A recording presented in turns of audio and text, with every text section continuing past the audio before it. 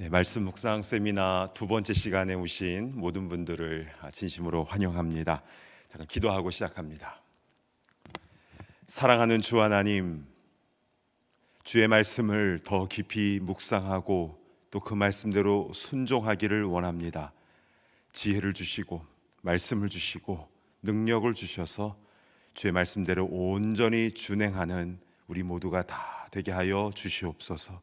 예수님의 이름으로 간절히 기도드리옵나이다. 아멘. 우리 찬송가 200장 달고 묘한 그 말씀, 우리 함께 찬양하도록 하겠습니다.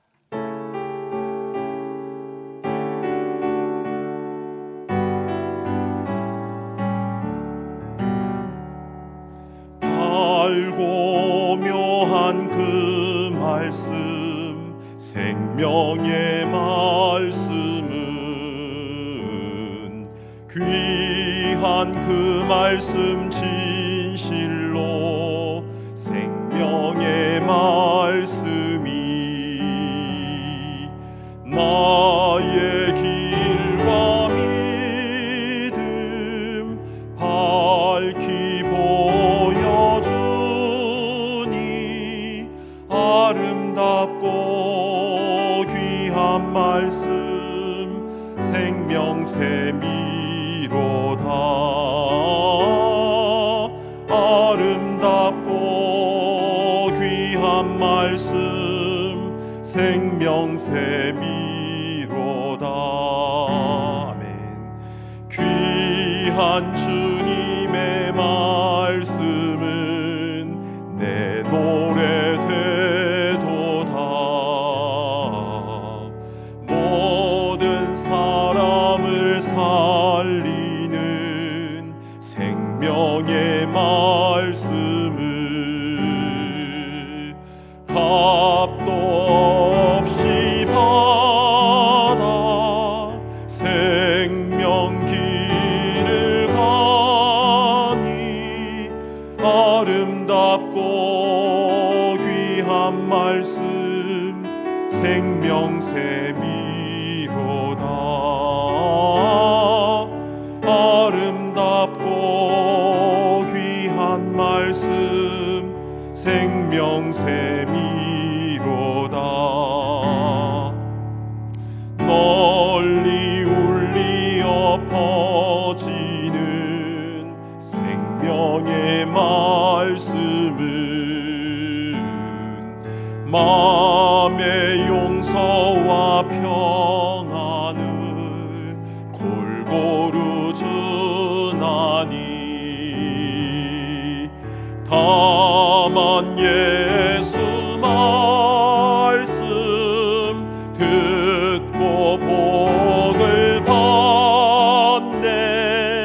아름답고 귀한 말씀 생명샘이로다.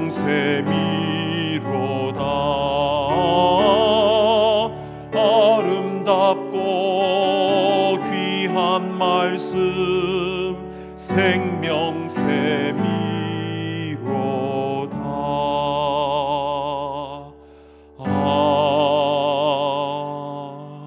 아멘. 하나님 말씀은 시편 119편 105절의 말씀입니다. 너무나 유명한 말씀, 시편 119편 105절의 말씀을 우리 다 함께 합독하도록 하겠습니다. 시작. 주의 말씀은 내 발의 등이요 내 길의 빛이니이다. 아멘. 자, 오늘은 전교인 말씀 묵상 세미나 두 번째 시간으로서 해석과 적용에 대한 부분을 살펴보겠는데요. 오늘 이 세미나를 통해서 주의 말씀이 내 발의 등이요 내 길의 빛이 되는 그 중요한 영적 원리를 오늘 우리 자세하게 살펴보았으면 좋겠습니다. 자, 그러기 전에 먼저 지난 시간에 우리 관찰에 대해서 배웠던 내용을 잠시 확인해 보도록 하겠는데요. 우리가 성경 본문을 관찰할 때 7가지 원칙이 있었죠. 자, 관찰의 원칙 첫 번째는 천천히 여러 번 읽으라 있습니다.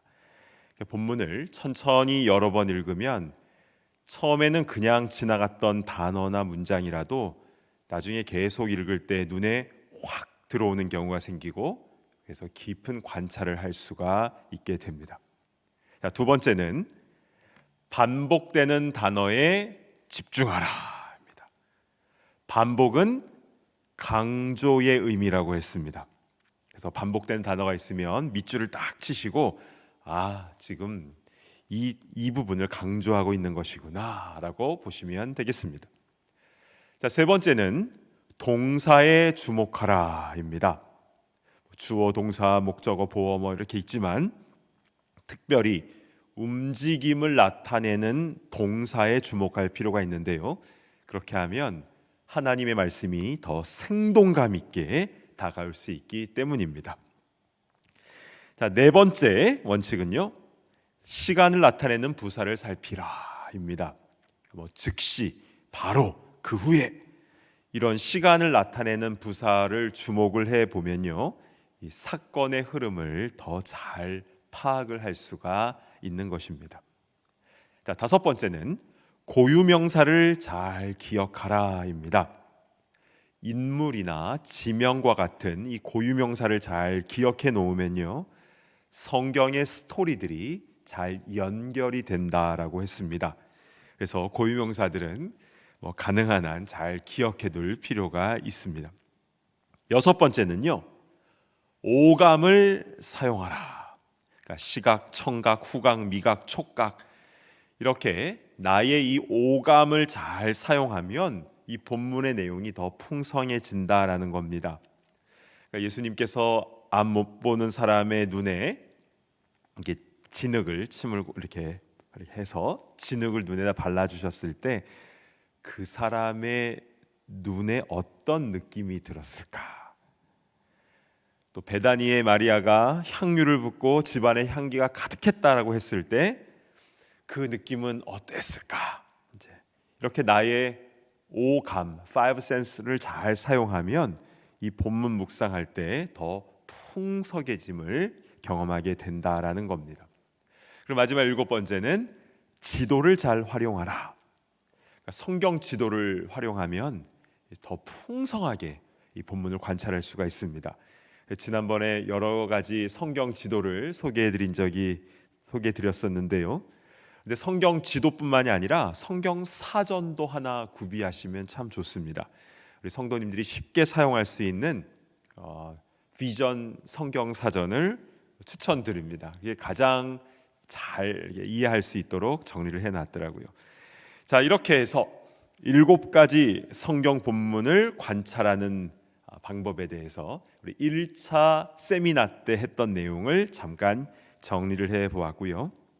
오늘은 이렇게 잘 관찰된 본문을 어떻게 하면 잘 해석하고 잘 적용을 할 수 있을까에 대한 부분입니다. 왜냐하면 말씀 묵상은요, 1. 관찰, 2. 해석, 3. 적용, 이렇게 관찰, 해석, 적용, 이렇게 3단계로 진행되기 때문입니다. 자, 그러면 이제 본격적으로 2단계 본문 해석에 관해서 살펴보도록 하겠습니다. 우리가 관찰을 잘 했으면 이제 해석을 잘 해야 될 텐데요, 본문 해석의 가장 큰 대원칙은요, 지금 나에게 주시는 말씀으로 심플하게 받으면 됩니다. 우리 교회도 큐티 하시는 많은 분들을 이렇게 보면요, 비교적 해석을 잘 하시더라고요. 그런데 오히려 이단 단체들이 인터넷에 잘못된 해석을 올리는 경우가 많아서요, 오히려 그게 우리를 헷갈리게 하고 어지럽게 한다라는 것이죠. 그래서 바른 해석 방법을 말씀드리기 전에 잘못된 해석 방법을 3가지로 좀 정리를 해보았습니다. 자, 잘못된 해석 첫 번째는요, 자의적 해석입니다. 이것은 자기들 생각으로, 자기들의 그 뜻으로 해석한다라는 것인데요, 굉장히 위험하겠죠. 자, 히브리서 10장 17절 한번 보실까요? 또 그들의 죄와 그들의 불법을 내가 다시 기억하지 아니하리라 하셨으니. 자, 이 말씀은 주님의 십자가의 은혜로 우리의 죄와 불법을 다시 기억하지 아니하시고 용서해 주신다. 너무나 은혜로운 말씀입니다. 그런데 이 말씀을 이단 구원파에서는요, 이렇게 이야기를 합니다. 당신은 몇 년, 몇 월, 며칠, 몇 시 예수님을 영접했기 때문에 이 말씀에 나온 대로 죄와 불법이 영원히 사함을 받았다. 그렇기 때문에 다시는 회개를 해서는 안 된다라고 가르칩니다. 그럼 여러분, 사람이 한번 예수님을 영접하고 나면 그 후에는 죄를 하나도 안 짓게 되나요? 여러분은 어떠십니까? 바울 같은 대사도도 나는 날마다 죽노라 고백을 하고 있습니다. 그만큼 영적 싸움이 치열하다는 것이죠. 그래서 우리가 성령 안에서 늘 깨어 있지 않고 한순간 방심하면요, 그냥 넘어집니다. 성경에요, 후메네오, 알렉산더, 데마 이런 사람들은요, 처음에는 신앙생활 잘했습니다. 초대교회들의 일꾼들이었는데 나중에는 믿음의 파선을 했거든요.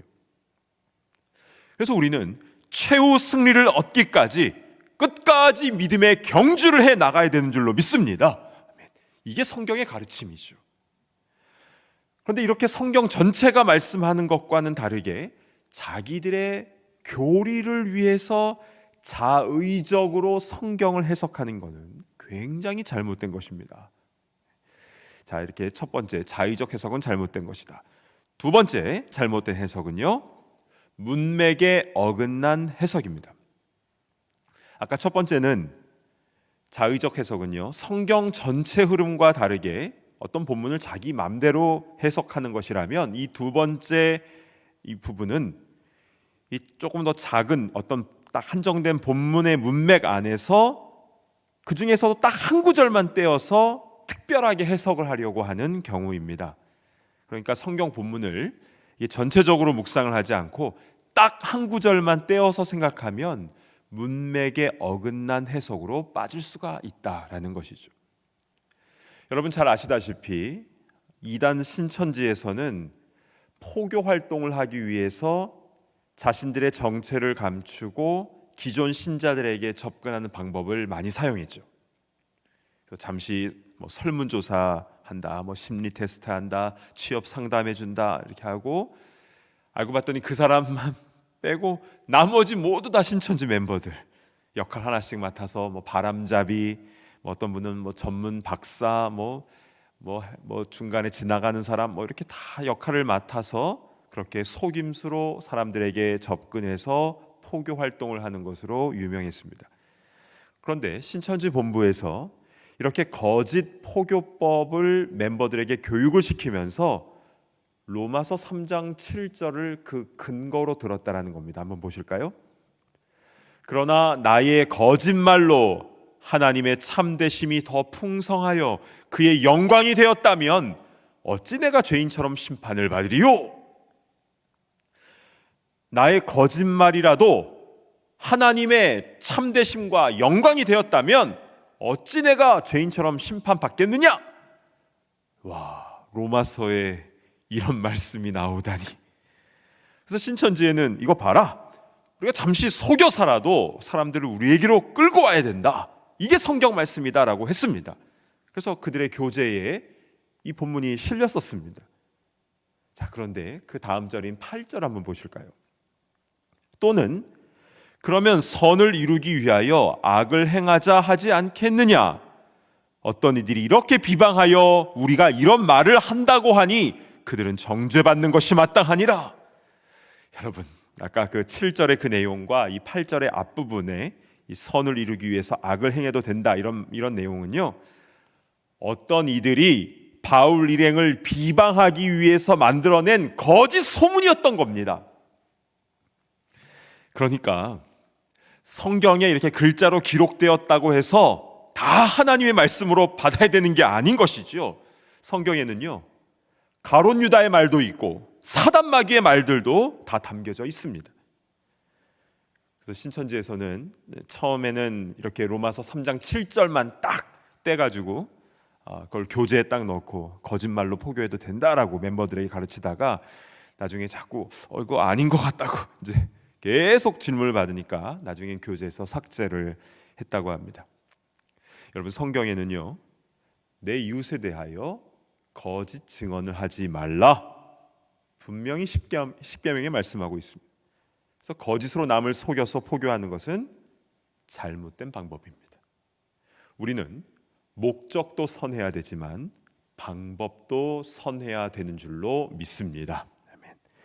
이렇게 두 번째는 그 장의 전체 문맥을 이해하지 못하고 딱 한 절만 떼어서 해석을 하려고 해서는 안 된다라는 것이죠. 그래서 성경은요, 숲도 보고 또 하나하나의 나무도 보고, 그러니까 숲과 나무를 같이 보아야 되는 것입니다. 자, 이제 잘못된 해석 세 번째는요, 무분별한 알고리즘 해석입니다. 자, 이런 해석은요, 성경 안에는 다 숨은 뜻이 담겨져 있는데 어떤 공식이나 알고리즘으로 그 의미를 찾아내야 한다라는 주장입니다. 물론 예수님께서 하신 말씀 중에는 비유들이 있죠. 천국은 마치 하면서 비유로 많은 말씀들을 하셨는데요, 어떤 것들은 제자들이 잘 이해를 하지 못한 것도 있었습니다. 그래서 예수님께서 하나하나 직접 해석을 해주신 경우도 있는데요, 대표적인 것이 4가지 땅에 떨어진 씨앗 비유입니다. 그러니까 길가, 돌짝밭, 가시덤불, 그리고 마지막에는 옥토. 그러니까 예수님은 당시 사람들에게 친숙한 그 땅의 비유를 들어서 씨는 하나님의 말씀이고 그 말씀을 받는 우리의 마음 밭이 어떠해야 하는지, 그래 어떻게 해야 열매를 맺을 수 있는지에 대해서 자세하게 비유와 해석을 해 주신 겁니다. 이렇게 예수님께서 해석을 해 주시는 경우도 있고, 또 겨자씨 비유처럼 처음에는 작지만 나중에는 하나님의 나라는 크게 확장된다라는 의미의 비유, 또 땅에 감추인 보화의 비유처럼 천국을 발견한 사람은 이 가치관과 나의 삶의 우선순위가 바뀐다라는 것을 비유로 말씀하신 경우도 있습니다. 이런 비유들은 제자들이 쉽게 알아들을 수가 있는 것이고, 또 어려운 비유는 예수님께서 또 해석도 친절하게 해주셨습니다. 자, 그런데 어떤 이들은 모든 성경 말씀에는 다 숨은 의미들이 들어가 있고 그것을 풀어내야 된다, 이렇게 알고리즘 해석을 아주 좋아하는 사람들이 이런 주장을 합니다. 누가복음 10장에는 그 선한 사마리아인 비유가 나오지 않습니까? 어떤 사람이 예루살렘에서 여리고로 내려가다가, 그러니까 예루살렘에서 여리고로 내려간다, 여기에는 어떤 의미가 있느냐 하면서, 전에는 예루살렘에 있는 것은 신앙생활 잘하는 것, 그런데 여리고로 내려간 것은 신앙생활을 안 하게 되는 거다. 그러니까 강도가 나타나서 그 사람은 거반 죽게 되었다. 그러니까 신앙생활 안 하니까 마귀가 이렇게 가만히 놔두지 않았다. 그런데 제사장 레위인은 그냥 지나갔는데 선한 사마리아인이 그를 돌봐주지 않았습니까? 그래서 그 사람은 바로 예수님이다. 그리고 여관 주인에게 데려갔는데 여관 주인은 사도 바울이다. 그래서 그에게 동전 둘을 딱 줬는데 하나는 구약이고 하나는 신약 성경이다. 그리고 이 사마리아인이 떠나면서 마지막 남긴 말은 내가 다시 돌아오겠다. 이건 예수님의 재림이다. 뭔가 다 그럴듯합니다. 그런데 여러분, 예수님께서 이 선한 사마리아 이 말씀을 하신 이유는, 그 이유는 왜 이 말씀을 하셨는가? 본문에 다 나와 있습니다. 누가복음 10장 36, 37절을 보실까요? 내 생각에는 이 세 사람 중에 누가 강도 만난 자의 이웃이 되겠느냐? 이르되 자비를 베푼 자니이다.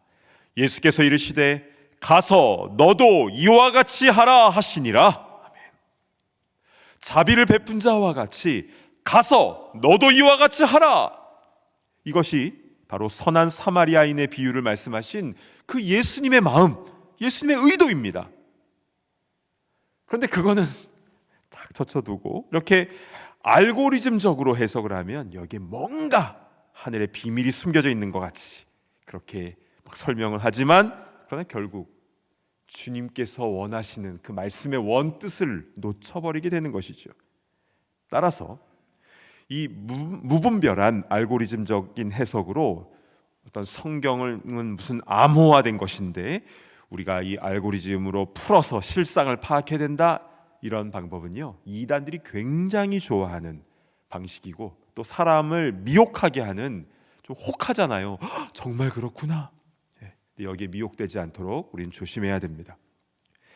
자, 이렇게 우리는 세 가지 잘못된 위험한 해석 방법인 자의적 해석, 문맥에 맞지 않는 해석, 그리고 무분별한 알고리즘적 해석을 조심해야 되는 것입니다. 자, 그렇다면 이제는 바른 해석에 대해서 우리 살펴볼 텐데요. 그럼 우리 본문을 어떻게 해석해야 되는가? 자, 세 가지로 말씀을 드릴 수 있습니다. 첫 번째는 하나님 아버지의 마음을 헤아린다입니다. 이것은요, 자의적으로 해석하는 대신에 성령님의 도우심을 구하면서 겸손하게 해석해야 되는데, 특별히 이 본문 안에 담겨져 있는 하나님 아버지의 마음은 어떠하신가? 여기에 집중하면서 해석을 하면 나에게 주신 말씀으로 바르게 말씀을 받을 수가 있습니다.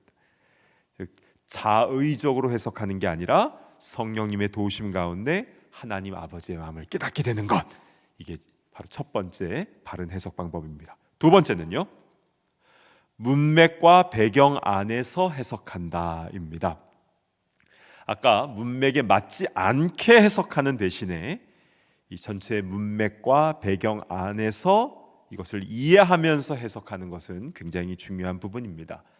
그러니까 전체 숲을 보면 하나하나의 작은 이 사건들, 대화들이 더 잘 이해가 되는 것입니다.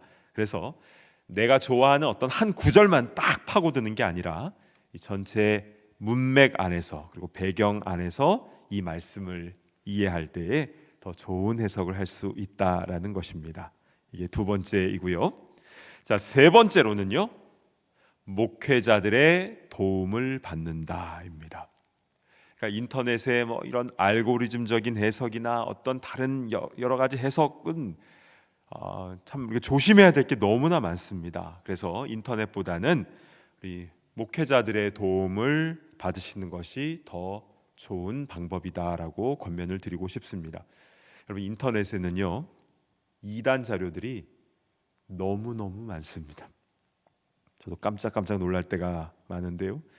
근데 이단 자료들은 정말 보암직도 하고 먹음직도 하게 정말 신앙의 궁금증을 자극하는 내용들로 가득 차 있죠. 왜냐면 이제 이단들이 그렇게 인터넷을 자신들의 포교 수단으로 정말 적극적으로 활용하고 있기 때문에 그들의 규모에 비해서 자료들이 인터넷에 너무 많이 올라와 있습니다. 예전에 수년 전에 베리칩에 대해서 한참 이게 막 돌지 않았습니까?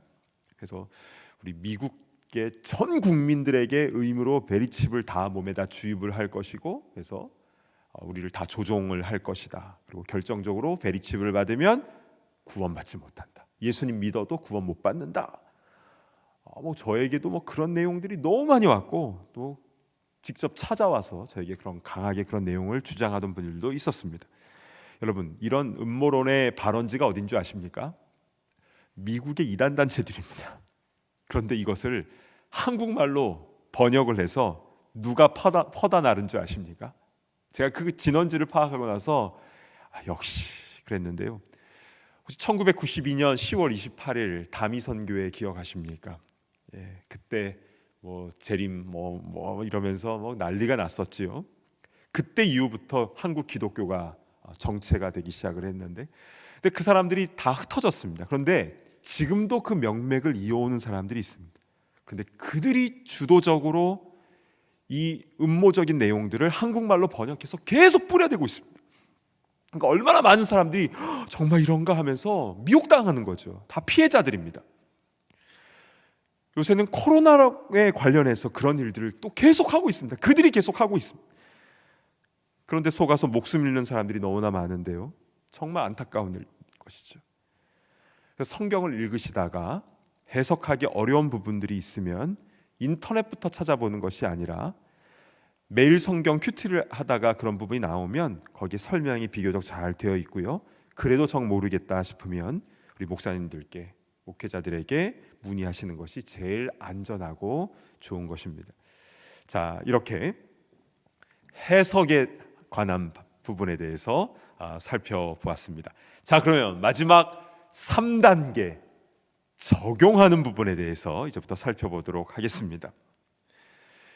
여러분, 말씀을 하나님께서 나에게 주신 이유는 어떤 성경 지식 쌓으라고, 지적 만족을 위해서, 어떤 상식 많아지기 위해서 주신 게 아니잖아요. 근데 실제로 그런 분들이 꽤 많으시더라고요. 어떤 뭐 이렇게 알고 싶어서, 그냥 알고 싶어서, 성경을 알고 싶어서 이렇게 성경을 연구하고 공부하는 분들이 있는데요.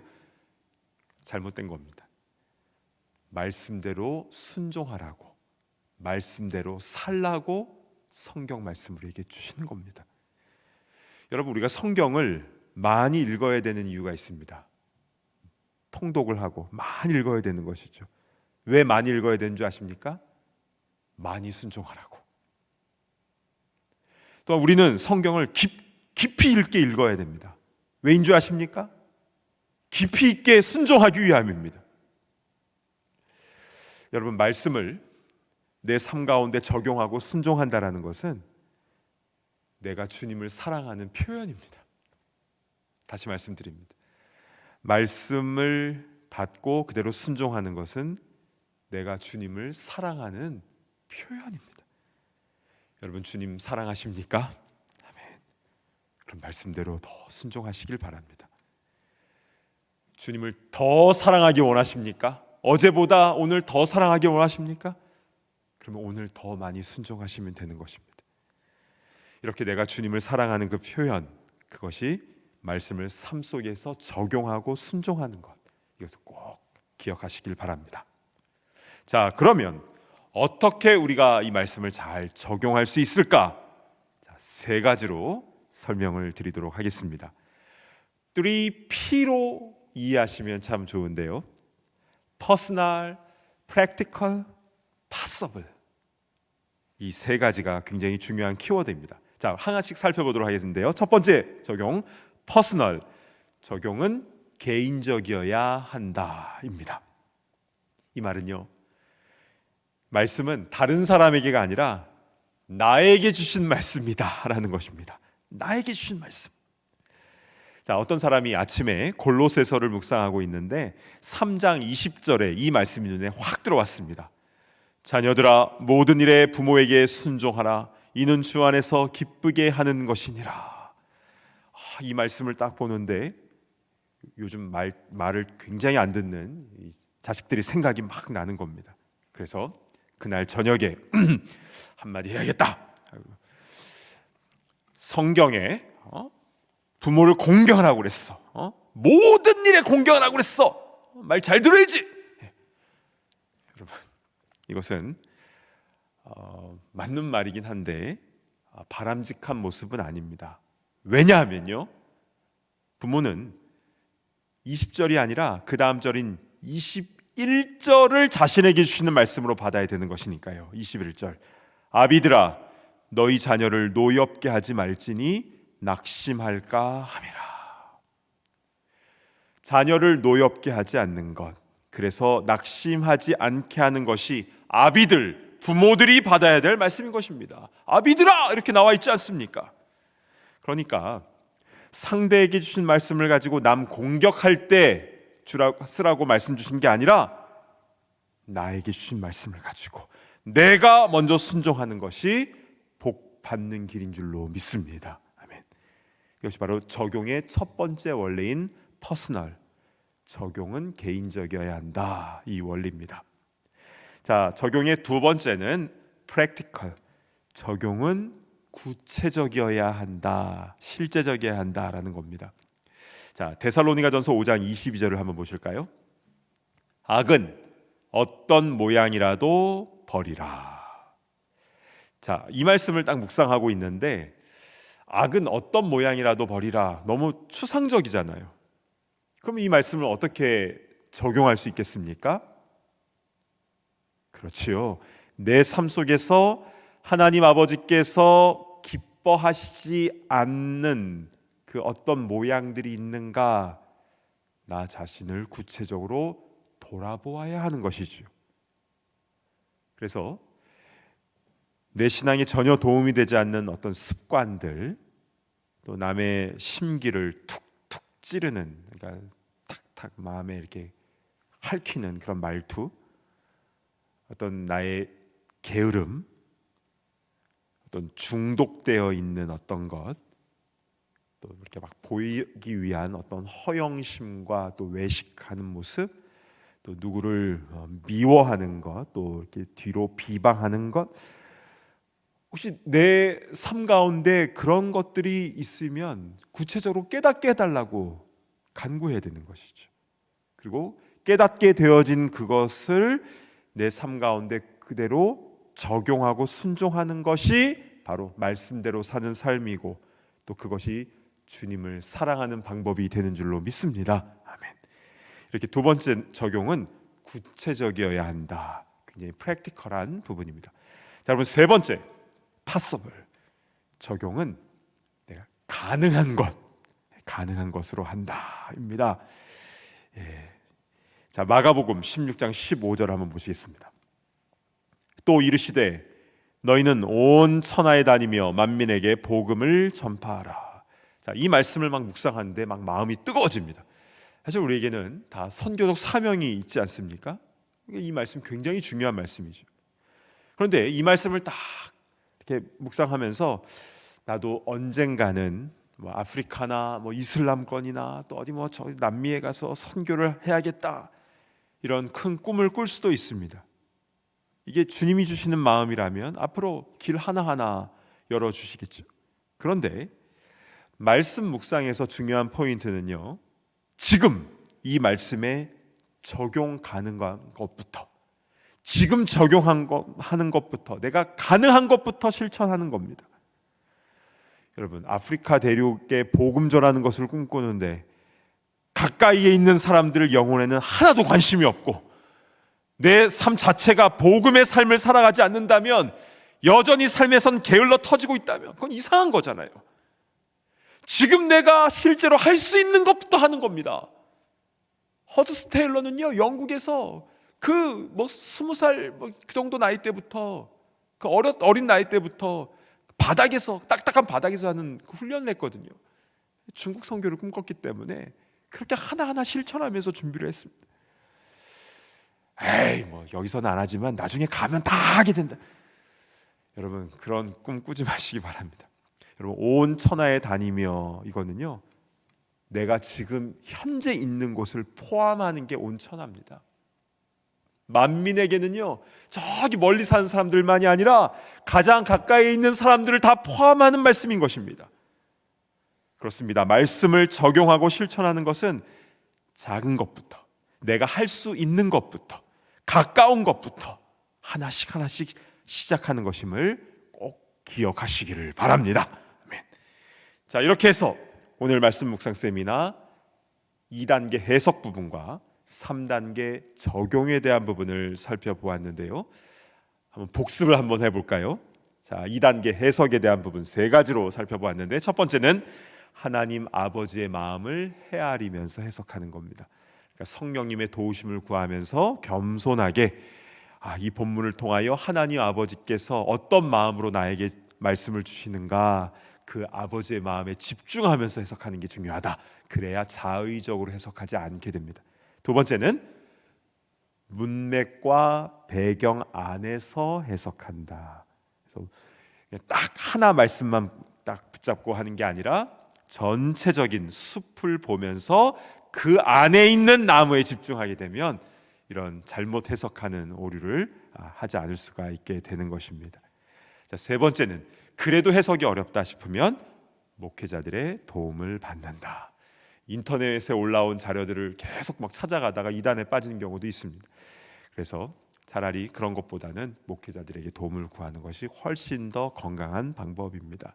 자, 이렇게 해석의 3가지를 살펴보았고, 그 다음 3단계 적용 세 가지 3P라고 하였습니다. 첫 번째는 퍼스널, 적용은 개인적이어야 한다. 즉 나에게 주신 말씀으로 내가 받고 내가 순종하는 겁니다. 그러니까 이 말씀 가지고 다른 사람에게 막 정죄하거나 비방하는 것이 아니라 나에게 주신 말씀이다. 이게 첫 번째. 두 번째 적용은 practical, 구체적이고 실제적이어야 한다라는 겁니다. 그래서 내가 지금 할 수 있는 것, 그런 부분을 봐야 되는 거고, 세 번째는 possible, 지금 가능한 것, 작은 것부터 가능한 것부터 해 나가는 것이 중요하다라고 그렇게 살펴보았습니다. 여러분, 주의 말씀은 내 발의 등이요 내 길의 빛이라고 했는데요, 어떻게 내 발의 등이요 빛이 될 수 있습니까? 주신 말씀을 잘 관찰하고 또 주님의 마음으로 이 말씀을 잘 해석해서 나에게 주신 말씀으로 받고, 그리고 주신 말씀을 그대로 내 삶 가운데 하나씩 하나씩 구체적이고 또 실행 가능한 것부터 하나씩 순종해 나아갈 때에 곁길로 가지 않고 바른 길로, 주님이 원하시는 옳은 길로 나아가게 되는 줄로 믿습니다. 올 한 해 표가 무엇입니까? 말씀하신 대로이죠.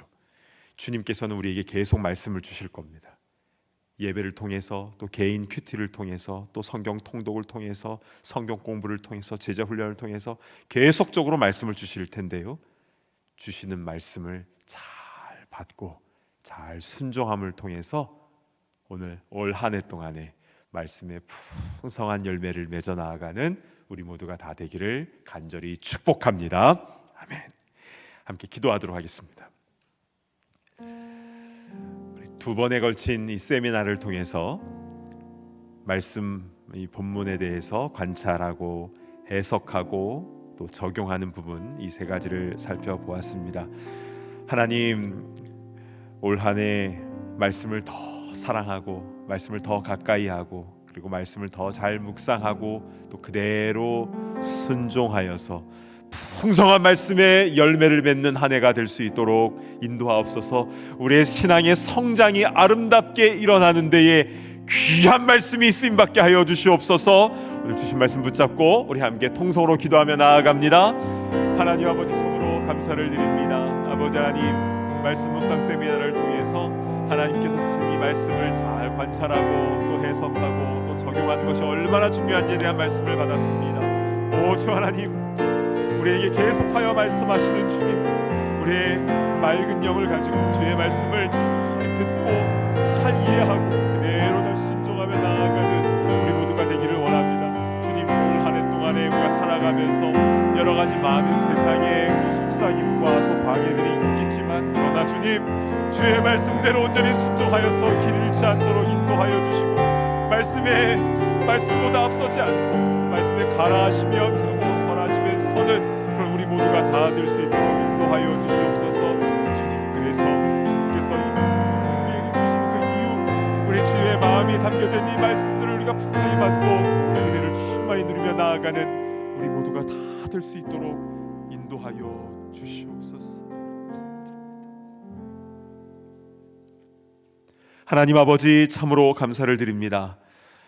말씀 묵상 세미나를 통해서 어떻게 하면 말씀을 잘 관찰하고 해석하고 적용할 수 있을까 하나씩 살펴보았습니다.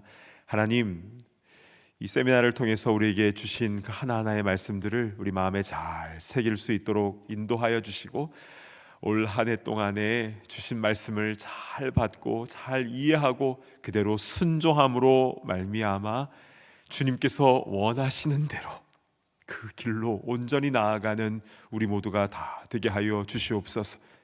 나의 감정이나 혈기 아니면 어떤 돈의 욕심이 말씀보다 앞서지 않도록 인도하여 주시고, 때로는 돌아간다 할지라도, 또 손해본다 할지라도, 또 비방을 받는다 할지라도 주신 말씀 그대로 순종하며 나아가는 그런 주님의 귀한 일꾼들, 이 마지막 때 쓰임받는 주님의 제자들이 다 될 수 있도록 인도하여 주시옵소서.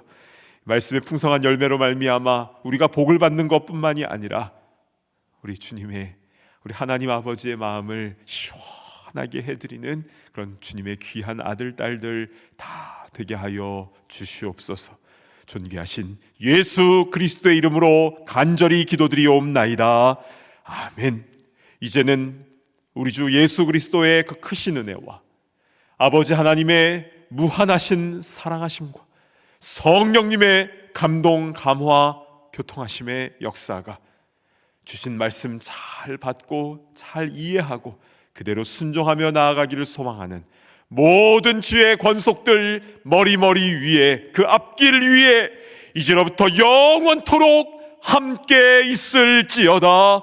아멘.